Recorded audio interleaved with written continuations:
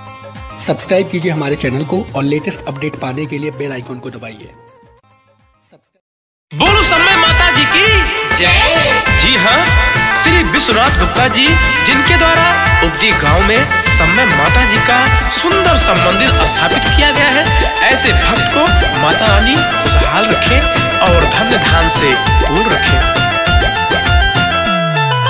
उपदी गांव में एक प्यारा स्थान है, उपदी गांव में एक प्यारा स्थान है। समय माता मैया जी का नाम है। ओ उपदी गांव में एक प्यारा स्थान है। समय माता मैया जी का नाम है। दुख संकट सब दूर करेगी मैया हो।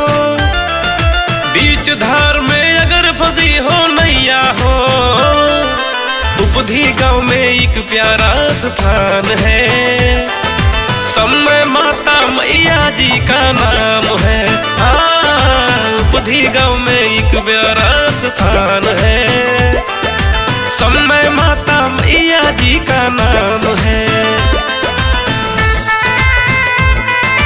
समय माता मैया जी का नाम है। मछली म्यूजिक रिकॉर्डिंग स्टूडियो विक्रमगढ़। समय माता मैया जी का नाम है। विश्वनाथ गुप्ता जी के घर आई है मैया। बिगड़ी भाग बनाने वाली है मेरी मैया। हे विश्वनाथ गुप्ता जी के घर आई है मैया। बिगड़ी भाग बनाने वाली है मेरी मैया। खाली झोली भरना उनका काम है।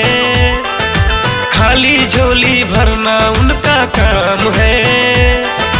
समय माता मैया जी का नाम है। ओ उपदी गांव में एक प्यारा स्थान है।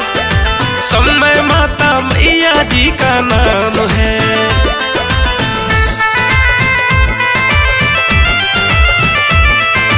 समय माता मैया जी का नाम है। बोलो समय माता जी की जय। समय माता मैया जी का नाम है। जो भी भक्ता मैया जी के दर पे आएंगे, सच्चे दिल से जो मांगेंगे पूर्ण हो जाएंगे।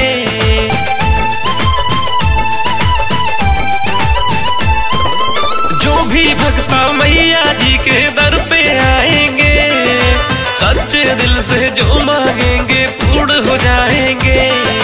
सासी परवीन करते माँ का गुणगान है। रामू भाई करते माँ का गुणगान है। समय माता मैया जी का नाम है। उपदी गांव में एक प्यारा स्थान है। समय माता मैया जी का नाम है। दुख संकट सब दूर करेगी मैया हो। बीच धार में अगर फंसी हो नैया हो। उपदी गांव में एक प्यारा स्थान है। समय माता मैया जी का नाम है। उपदी गांव में एक प्यारा स्थान है। समय माता मैया जी का नाम है।